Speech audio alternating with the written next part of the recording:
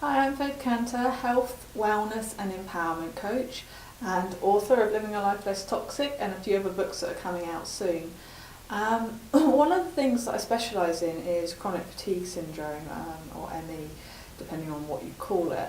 And this is because it's one of the things that I recovered from, along with a whole host of other ailments. And today I wanted to talk to you a little bit about what I did wrong, because there's lots of videos and help out there for what to do right to help you recover from something like this. But I actually wanted to say what I did wrong so that it would hopefully help you speed up your own recovery. So one of the key things that I did wrong was to read masses and masses of horror stories about people with chronic fatigue syndrome and ME. So by that I mean I was reading about when people got hospitalised, or when they were being fed by a drip, or when they couldn't leave their bed for years and years on end. And the more I did that, the more my health deteriorated. I'm sure it was other things as well, but you know, when you're reading those sorts of stories and starting to believe that, you know, you could end up like that, then it becomes very toxic, and your subconscious mind starts almost kind of creating that within you, and it's really not a healthy thing to do. So if you find that that's what you're doing, is you're reading lots of horror stories about people with chronic fatigue syndrome, or any other illness for that matter, then stop it. I really recommend you stop it. Throw away those magazines, discontinue the subscriptions, stop watching or reading those things online, and start the opposite. Start watching recovery stories. Start reading recovery stories, and not just for people with chronic fatigue syndrome, people with all sorts of illnesses. One day I basically just stopped reading all of those things and watching all of those things. I thought, that is it, enough is enough. And I deleted myself from loads of forums and things where people were doing this, sharing the same sort of thing. And I started watching and reading loads of recovery stories instead. But not just from chronic fatigue syndrome, from all sorts of illnesses. I got books and magazines and read stuff online and things of people that had recovered from terminal cancer, that were literally about to die and they'd completely recovered, from loads of different other illnesses, many of them terminal. So it's really started to make me see, you know, if these people could get better, so could I. And then that really gave me some ideas of where to point, you know, what direction to take with my own recovery as well. So if you're finding you're doing that, then I highly recommend that you stop reading those things. It's not helpful. It actually puts you into more of a stressed response, which then makes your chronic fatigue syndrome, ME, much worse as well, because you know yourself, when you're stressed, you're more exhausted and you can't deal with as much. So it's really important, I feel, to start reading and watching as many recovery stories from as many different ailments as you can. The other thing that I found that was keeping me in the stress response, this fight or flight response, which hinders the adrenals and the nervous system and then your chronic fatigue. And that was watching the news, reading newspapers. I'm very much into saving the planet and the world and animals and things, so I was subscribed to loads of charities and loads of Facebook pages and things. So in my feed there would be images of dogs being hurt or cows being hurt, or us doing something to the environment, and I still feel passionately about all that stuff. However, I realised when I was ill that it was making me more ill, because it was making me think what an awful world we lived in and what awful things people were doing, and how could I stop this and what could I do to prevent it. And it really it kept me in that anxious fight or flight response, because I you know, all these awful things were happening, and I couldn't do anything about them, and what could I do? and it's not healthy. Again, you can't look after other people and other things if you're not looking after yourself first. So again, I would recommend that if you're somebody that is sensitive like that and you do find these images and stories and things upsetting, then for the benefit of your own health, you stop watching and reading them. And even with the news and things, I just stopped years ago. I just stopped watching the news, and I subscribe to positive. There's a channel called Positive News or something. And I subscribe to those sorts of things where I see positive, beautiful things happening all over the world, which you don't see in the standard news because they don't make good news. But those two things were really important. And the other thing that I did wrong is that I still thought for a long time that my body was against me. Even when I was starting to get well, I kept still thinking my body was against me. And every time I had a crash or wasn't feeling too good, I was like, oh no, what's going on now? Why is it doing this? What is this new symptom? And it really gets you down, and it really is draining, and again it's keeping you in that fight or flight response.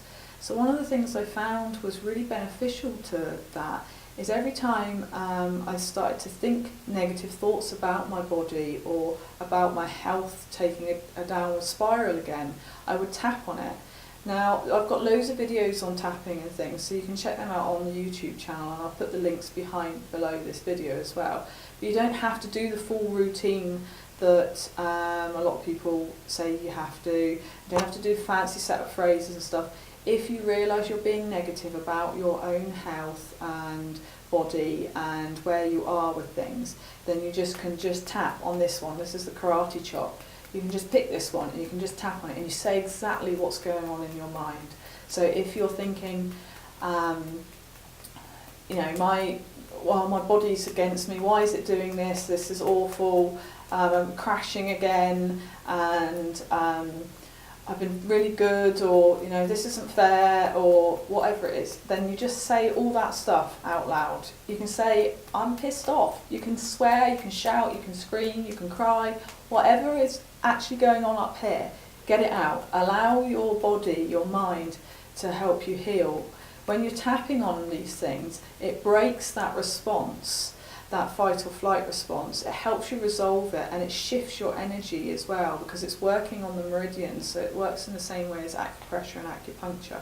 So it's stopping that habit that we've got into of, that negative thinking, the spiralling when we don't feel very well or when we've crashed again.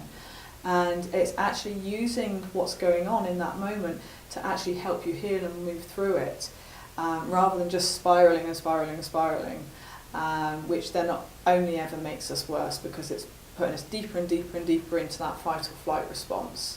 So that's really important. If you're crashing, or you think you're thinking my body is against me or anything, tap on it, get it out, use it to help you move through what's going on for you, and you'll move through it much quicker. And each time you're tapping, it'll be quicker and quicker again, and you're actually using the negative stuff to help you heal.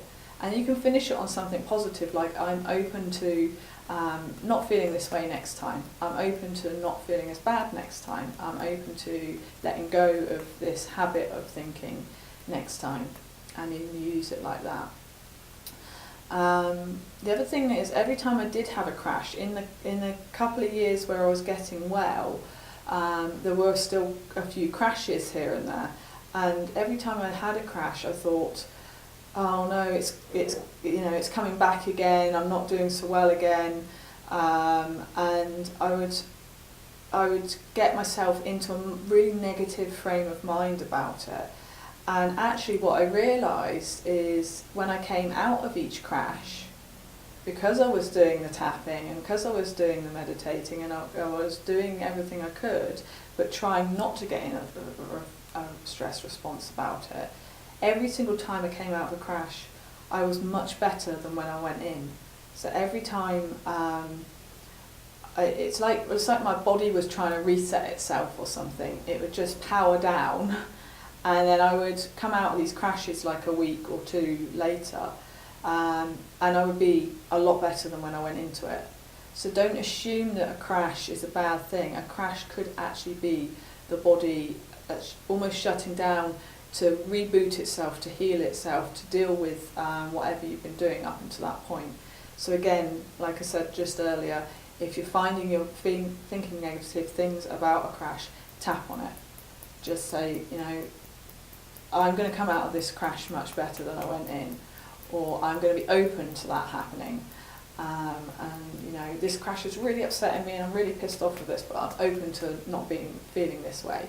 So use it to help you heal again. The other thing that I didn't put as much as importance on as I feel I should have until closer to the end of my recovery, which I think is what sped the recovery up, was really focusing on the mind. Because I was doing all the body stuff. I was eating the right stuff, I was supporting the adrenals, I was drinking enough fluids, I was doing fermented things, I dealt with yeast and parasite issues, I'd eliminated all these toxins from cleaning products and skin products and all the other stuff. And I was meditating and I was tapping, but I still wasn't, I still hadn't actually realised quite how important the mind stuff was. And I see this day in, day out with clients that I see, not just for chronic fatigue syndrome, but all sorts of illnesses, is we are always focused on the body stuff. But actually a lot of the time the body is just mirroring what's going on in the mind. So one of the things I see quite often is when people have got digestive problems, is that actually when you ask if they're churning and upset and stuff like that, and when you ask if something like that's happening in their life somewhere, then it almost always is. And then when we deal with the stress and the triggers around where else it's happening in their life, sort of like a relationship or a past event, or if somebody's working in a career and things like that, when we deal with that, a lot of the time the digestive problems go away. So it's really important that if you are running an underlying stress or response, or you've got some sort of trauma or something going on in your life that is unresolved and you're kind of just hoping goes away or pretending's not there, then it's really key to your recovery to deal with those things, to really just think this is the time I am dealing with it now, and find a way, a practitioner or a coach or somebody to work with and deal with those things. Because it will really hinder your recovery if you're doing all the body stuff right and you're not dealing with what's going on up here, because what's going on up here will always create an imbalance and hinder your body's ability to heal as well. So it's really important to address the mind stuff alongside the body stuff. And if you're not liking some of the body stuff you're having to do, like eat better or pace or whatever it is that you're doing at the moment, then again tap on that. Because there's no point in forcing ourselves to do something if we're then putting ourselves into this stress response, this underlying fight or flight response again, because again it will hinder our ability to heal and upset the adrenals and the nervous system. So if you're doing things you really dislike for your health, and it makes you feel stressed or anxious or upset, then tap on this, or work with a practitioner or somebody and work your way through that and resolve that, because otherwise you're in conflict with yourself and it's going to make the body's ability to heal much harder.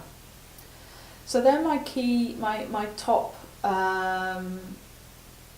things that I feel that I did wrong or didn't appreciate the importance of whilst I was recovering. So I really hope that they help you kind of see maybe what some tweaks that you can be making to help your recovery. But if you have any questions at all about any of this or any other way that you feel you might be hindering your own recovery, then please do pop them in the box below, or sign up for one of my free wellness sessions. They're an hour-long free wellness session, and you can either write below here and ask for one, or you can email me or go to my website. All the links are on this page. So thanks for listening, and I hope to speak to you soon. Goodbye.